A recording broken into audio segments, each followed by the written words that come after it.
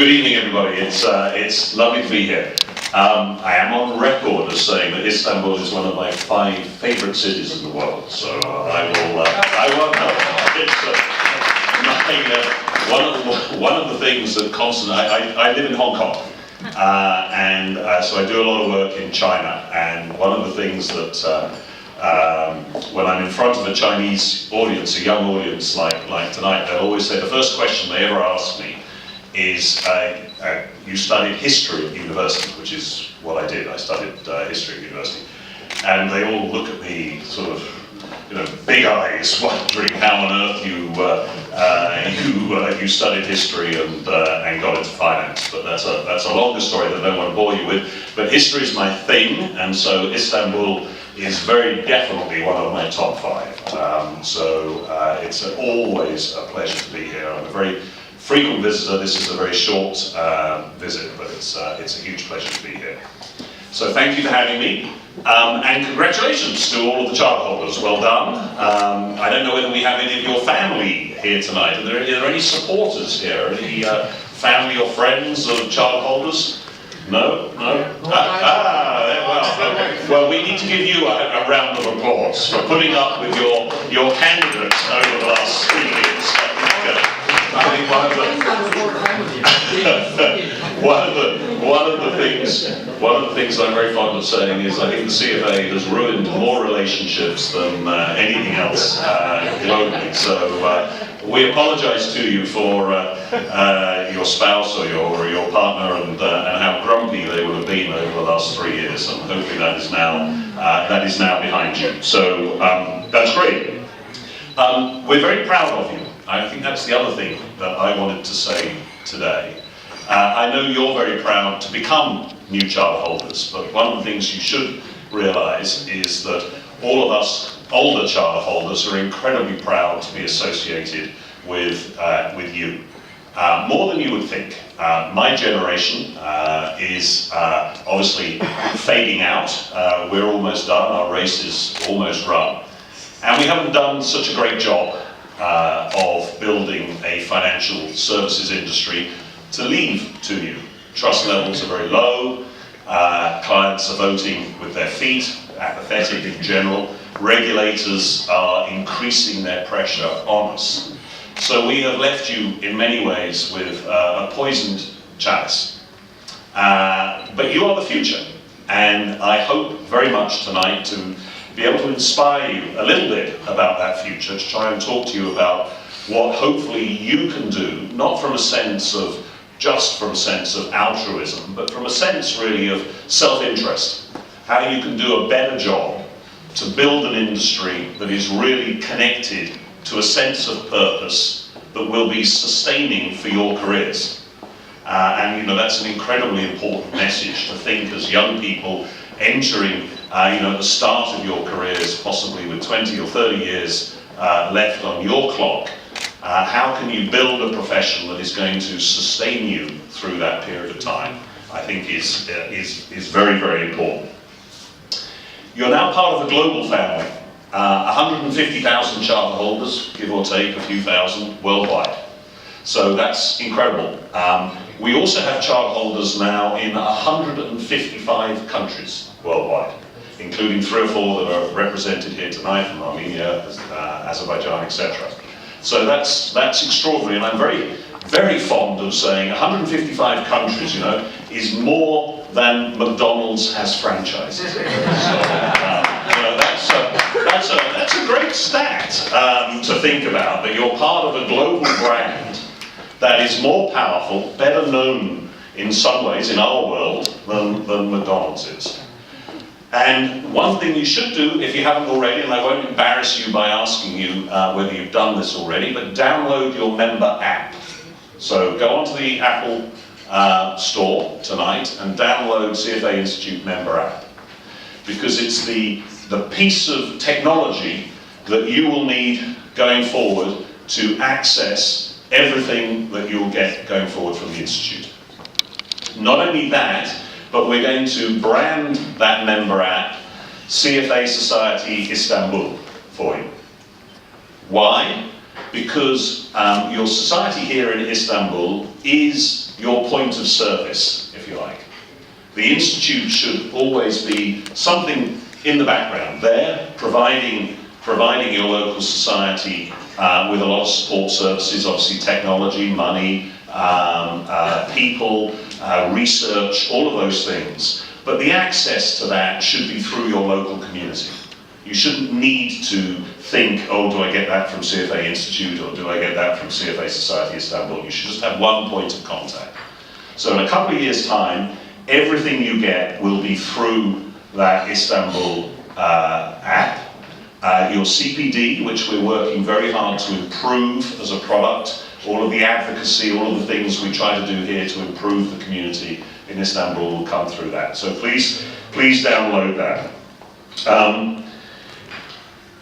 I think always when I'm at one of these events, it always reminds me, I don't know what Turkish weddings are like, but where I come from in England, when you're getting married and when you're attending someone else's wedding, these ceremonies tonight always remind me of that. You know, you're sort of sitting next to your wife, and the couple are getting married, and you remember what it was like when you got married, and you remember all the promises you made to your spouse, hopefully promises that you kept during your marriage, and a part of you rededicates yourself to those vows.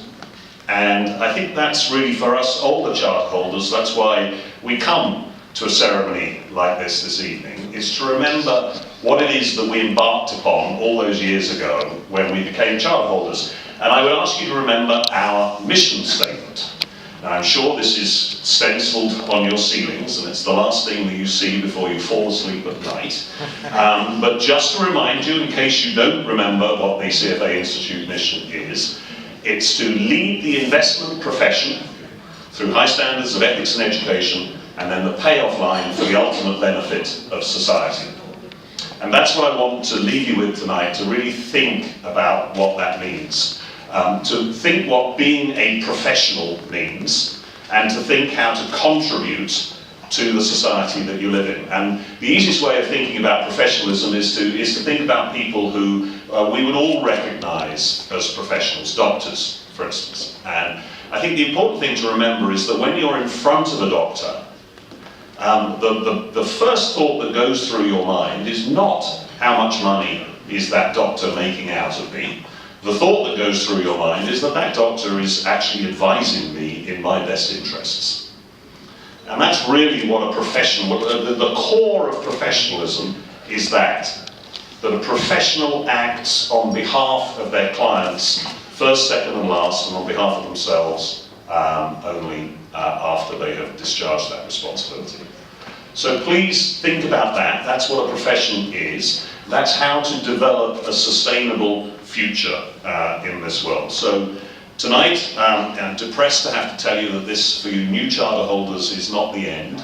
It's the start of your professional journey. And how do you contribute to the profession? How do you contribute to your continuing professional development? And how do you contribute to the growth of the industry here in Turkey? 200 members in a population of 70 million people. Where I come from in England, we have 12,000 members and only 63 million people. Okay? So you've got a way to go. You've got a way to go. So how do you contribute to the growth of your profession when you join your local society? First job that you have to do if you are not a member of your local society, please join it tomorrow. And remember that the best way to contribute to your future career development is through CFA Society Istanbul.